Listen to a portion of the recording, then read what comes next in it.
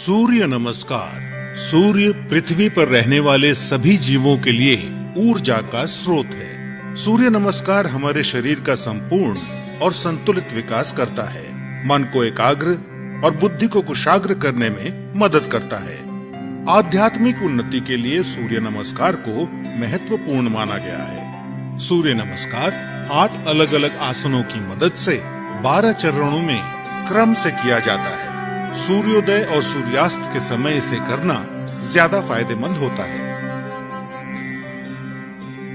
सबसे पहले आप अपने दोनों पैरों को आपस में जोड़ते हुए बिना कंधों को झुकाए सीधे खड़े हो जाएं। सुनिश्चित करें कि आपके हाथ शरीर के समीप हों और आपकी ठोड़ी जमीन से समानांतर हो। अपने शरीर को दोनों पैरों पर समान रूप से संतुलित करें। इस स्थिति को समस्थिति कहा जाता है।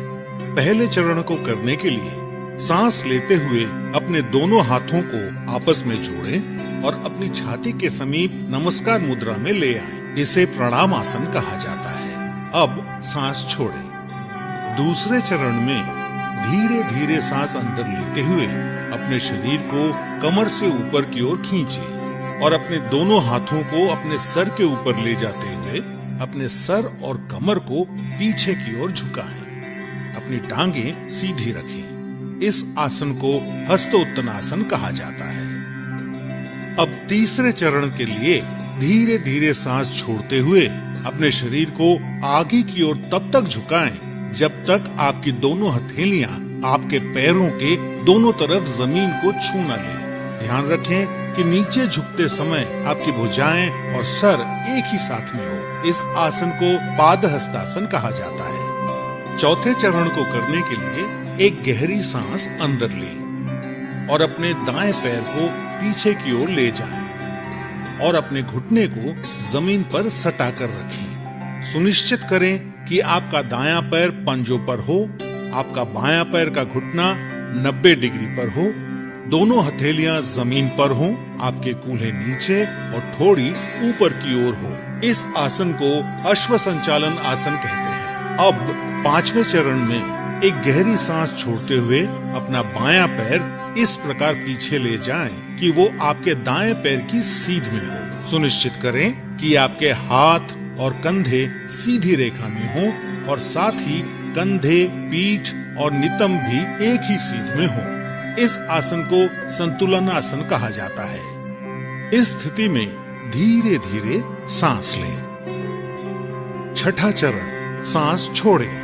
अब अपने दोनों घुटनों को एक साथ जमीन पर रखें और अपनी छाती और माथे को भी जमीन पर रखें। सुनिश्चित करें कि आपके कूल्हे ऊपर की ओर और आपकी कोहनियां आपके शरीर के समीप हों। इस आसन को साष्टांग नमस्कार आसन कहा जाता है क्योंकि आपके शरीर के 8 अलग अलग अंग जैसे दोनों पांव के पंजे, दोनों घुटने, दोनों हथेलियां, छाती और माथा जमीन को छूते हैं। ध्यान रखें कि आपके शरीर का वजन 8 अंगों पर सामान्य रूप से वितरित हो। अब 7वें चरण के लिए सांस अंदर लेते हुए अपनी श्रोणी यानी पेल्विस को नीचे लाते हुए अपने सर और छाती को आगे की ओर सरकाएं और अपने शरीर के ऊपरी हिस्से को नाभि तक उठाएं। सुनिश्चित करें आपके पैरों के पंजे बाहर की ओर और टांगे सीधी हों। इस आसन को भुजंग आसन कहा जाता है। 8वां चरण, धीरे धीरे सांस छोड़ते हुए अपने पैरों के पंजों को अंदर की ओर मोड़ें और अपने कूल्हों को इतना ऊपर ले जाएं कि आपका शरीर एक पर्वत का आकार ले ले। सुनिश्चित करें आपकी दोनों टांगे सीधी, हथेलियां जमीन पर हों और आपका सर भुजाओं के बीच हो। प्रयास करें कि आपकी एड़ियां जमीन को छू सके। इस आसन को पर्वतासन कहा जाता है।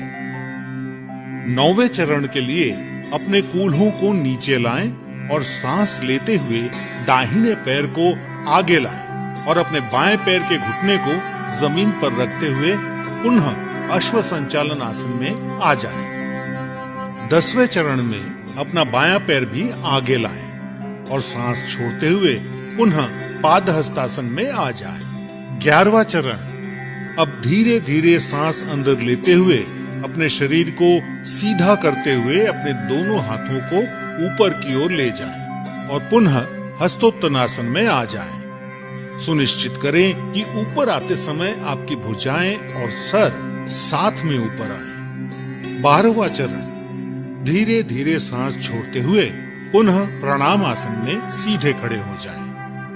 अब इस पूरे अनुक्रम को अपने बाएं पैर से दोहराएं। सूर्य नमस्कार से आपके फेफड़ों की क्षमता बढ़ती है। सूर्य नमस्कार आपके मेटाबॉलिज्म में सुधार लाता है और मधुमेह के प्रबंधन में उपयोगी पाया गया है।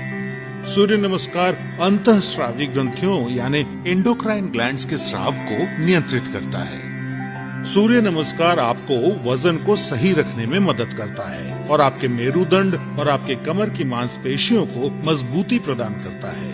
उच्च रक्तचाप यानी हाई बीपी के रोगियों को इस आसन को सावधानी के साथ करना चाहिए। हर्निया और पेप्टिक अल्सर के रोगियों को सूर्य नमस्कार नहीं करना चाहिए। सायटिका, सर्वाइकल स्पॉन्डिलाइटिस और अक्यूट आर्थराइटिस के रोगियों को भी सूर्य नमस्कार नहीं करना चाहिए। महिलाओं को मासिक धर्म के समय और गर्भावस्था में सूर्य नमस्कार नहीं करना चाहिए। नियमित रूप से सूर्य नमस्कार का अभ्यास आपके शरीर को विषाक्त पदार्थों से मुक्त यानी डिटॉक्स करता है और आलस को हटाकर पूरे शरीर को सक्रिय करता है।